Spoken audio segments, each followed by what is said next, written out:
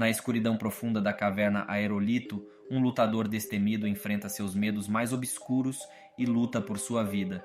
Prepare-se para uma jornada de coragem e superação em Sobrevivendo nas Profundezas.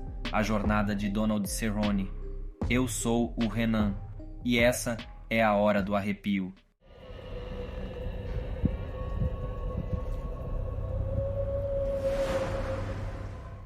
Donald Cerrone nasceu em Denver, Colorado, no dia 29 de março de 1983. Durante sua infância, ele era considerado uma criança problemática, envolvendo-se em brigas de rua que o levava frequentemente a passar a noite na prisão. Diante desse comportamento, quando tinha 16 anos, seus pais decidiram que era o momento de tomar uma atitude e o mandaram morar com sua avó. A avó o acolheu de braços abertos, mostrando compreensão e apoio. Em algumas ocasiões, ela chegou a pagar sua fiança após suas brigas de rua. No entanto, ao longo dessa jornada, ela nunca o recriminava diretamente pelo ocorrido. Apenas o confrontava de forma sutil, dizendo: "Você sabe o que fez", sem prolongar o assunto. Aos 20 anos, Donald Cerrone começou a praticar kickboxing e, posteriormente, o Muay Thai, revelando-se excepcionalmente talentoso nessa modalidade. Após vencer diversas competições de kickboxing, resolveu seguir carreira no mundo das artes marciais mistas, MMA, adotando o apelido Cowboy devido à sua predileção por usar chapéus de cowboy. Ele conquistou uma sequência impressionante de 9 vitórias consecutivas e logo teve a oportunidade de disputar o campeonato no Bullwax. Em seguida, assinou contrato com o renomado Ultimate Fighting Championship, UFC, consolidando-se como um dos principais lutadores da história dessa promoção. Além de sua carreira no UFC, Donald é conhecido por seu gosto pela adrenalina, uma característica compartilhada por muitos membros dessa comunidade de lutadores. Nos momentos de folga, longe dos treinamentos e competições, ele se dedica a diversas atividades de alta intensidade, como ciclismo sujo, corridas off-road, esqui aquático e até montaria em touros.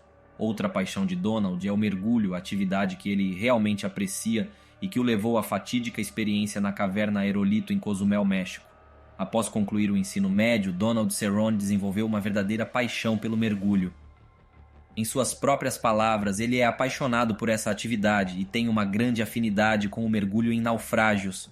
Ele simplesmente adora tudo relacionado a essa prática. No entanto, dentre todas as opções, o seu tipo favorito de mergulho é explorar cavernas subaquáticas. Em agosto de 2018, Donald Cerrone estava em Cozumel, México, planejando mergulhar ao lado de um amigo, a quem se refere como Alex. Nos primeiros dias da viagem, eles aproveitaram para mergulhar em alguns naufrágios e explorar recifes de corais, acompanhados por outros amigos que estavam com eles na viagem.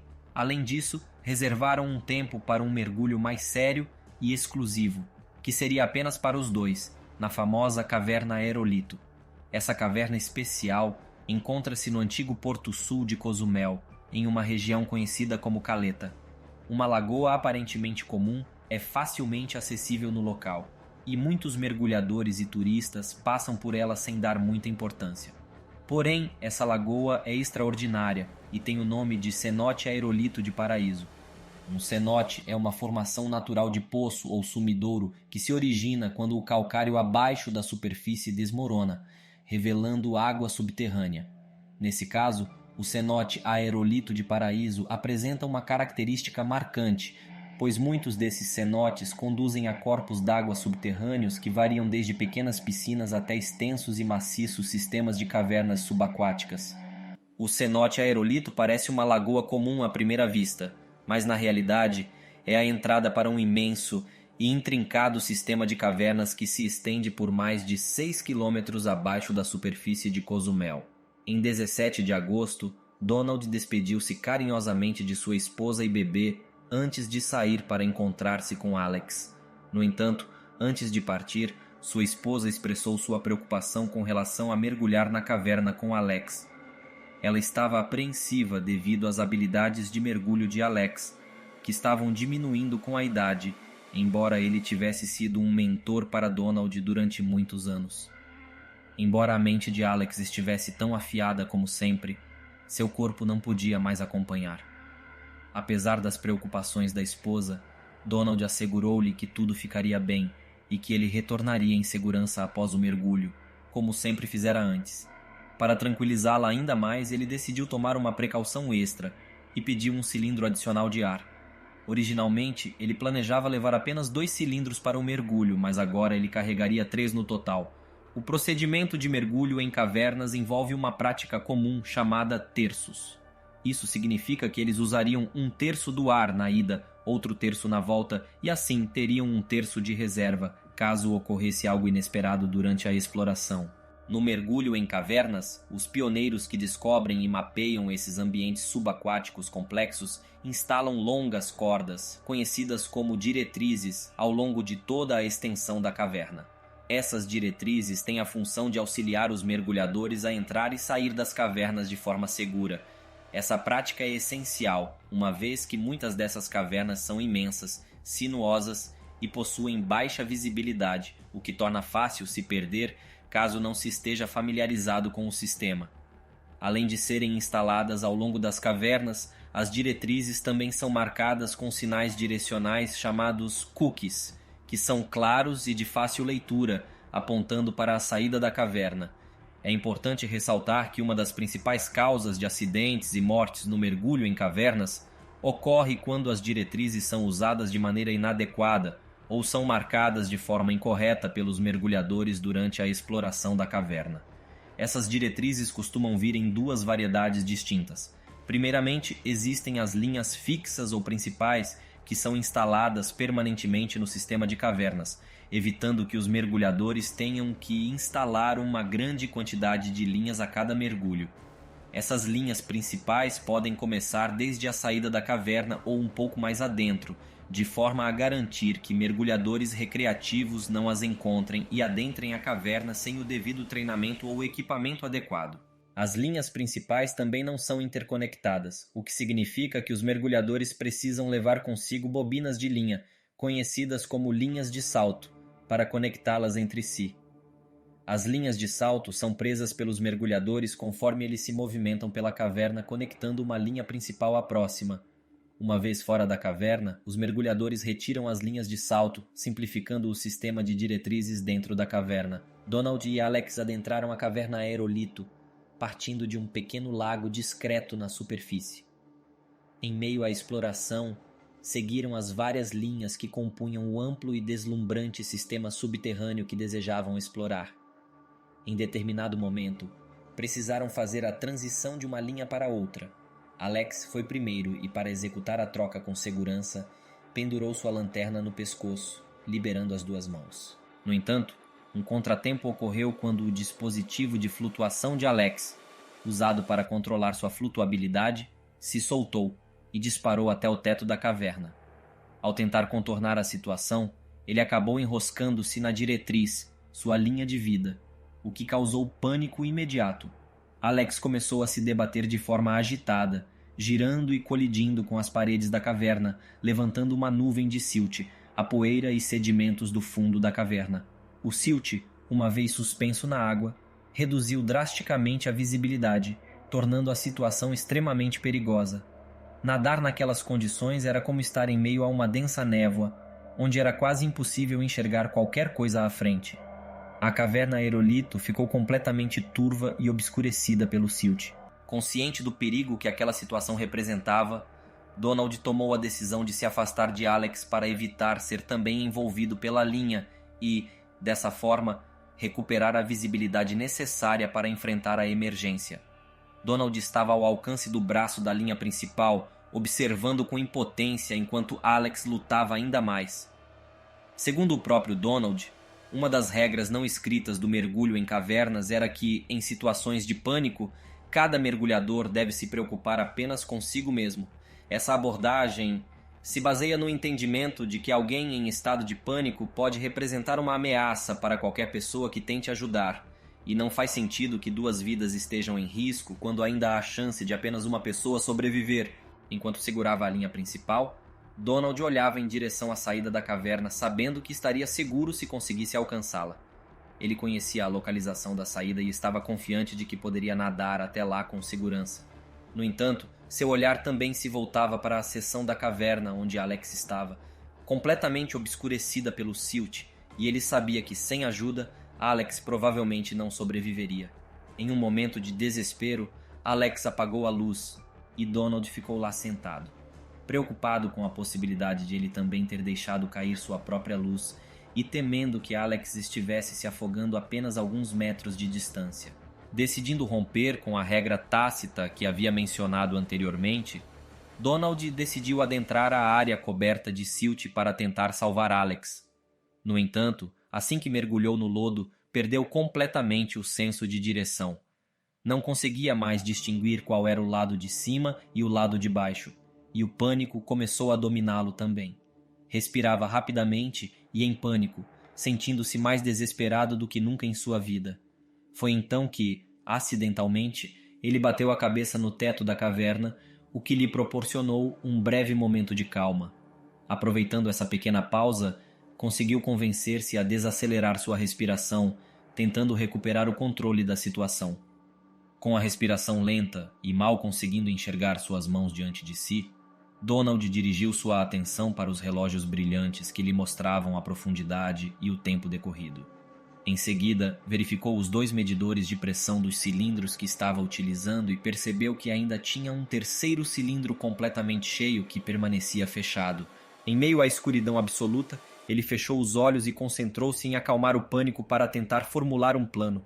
Primeiramente, tentou tatear o lodo em busca de Alex, mas não conseguiu localizá-lo em lugar algum. Com um pouco mais de serenidade, decidiu seguir a parede da caverna com as mãos, na esperança de descobrir onde estava. Em condições normais de boa visibilidade, os mergulhadores costumam memorizar os pontos de referência dentro da caverna para poderem encontrar a saída posteriormente. Contudo, o canal em que estavam adentrando era desconhecido, pois estavam explorando-o e não saindo dali. Lembrando-se de que, ao entrar na caverna, havia medido a direção da saída no primeiro salto como sendo 126 graus, Donald decidiu utilizar a bússola para se orientar. No entanto, em meio aos sinuosos túneis da caverna, seguir a direção correta em direção à saída não garantia que estivesse na seção adequada da caverna, podendo levar apenas à parede de outro túnel. Com poucas alternativas, tentou nadar na direção indicada, mas rapidamente encontrou uma parede. Em seguida, tentou nadar em direção mais baixa, porém novamente encontrou outra parede. O desespero total tomou conta dele mais uma vez. Nesse momento, ele estava completamente agitado, chutando, debatendo-se e desorientado, nadando freneticamente. De repente, conseguiu sair do lodo e se deparou com a linha principal da caverna. Donald o segurou, tentando se acalmar mais uma vez, mas um novo problema surgiu. Ele estava do lado errado da seção da linha que estava coberta de silt. Olhando para trás, na direção mais profunda da caverna, podia ver uma área livre de lodo, clara e desobstruída. No entanto, a saída da caverna, o caminho que ele precisava seguir, continuava obstruída pelo silt e estava a quase 1000 metros de distância.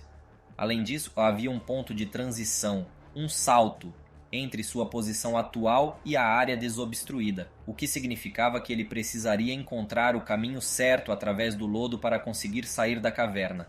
Sentado por um momento, ele tentou se lembrar dos mapas da caverna que havia estudado antes de entrar naquele dia. Ele sabia que mais adiante havia uma bifurcação na caverna, onde um lado levava à saída e o outro seguia para uma parte mais profunda da caverna. Decidindo se arriscar, adentrou novamente no lodo, tateando à procura de alguma pista. Felizmente encontrou um buraco, mas não tinha certeza se era o caminho correto. Mesmo assim, continuou a explorar e emergiu em outro buraco. Após tatear em busca de familiaridade, decidiu nadar naquela direção. No entanto, logo percebeu que estava nadando contra a corrente. Lembrou-se de que, quando entraram na caverna, notou que estavam nadando contra uma leve corrente, indicando que estavam seguindo na direção oposta. Ao estar agora indo contra essa corrente, percebeu que estava nadando na direção errada, afastando-se ainda mais da saída desobstruída que precisava alcançar. Começando a entrar em pânico mais uma vez, ele nadou de volta freneticamente para a linha principal no lado oposto do lodo. Sentado ali, literalmente hiperventilando de pânico, sua mente voltou à manhã em que beijou sua esposa e bebê, assegurando-lhes que voltaria para casa são e salvo.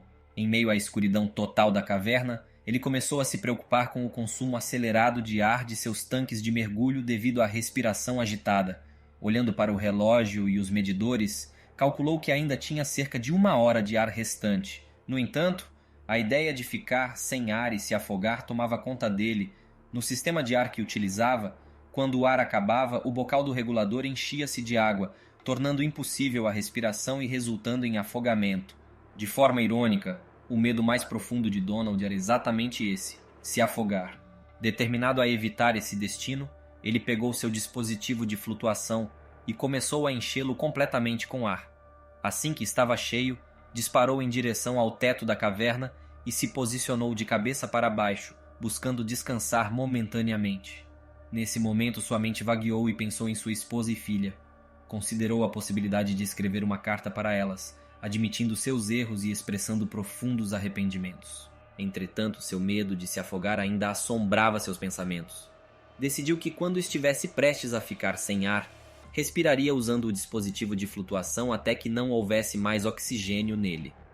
Assim, ele prolongaria o suprimento de ar por mais tempo. Planejou expelir apenas o dióxido de carbono em seu interior, continuando a respirar até desmaiar gradualmente.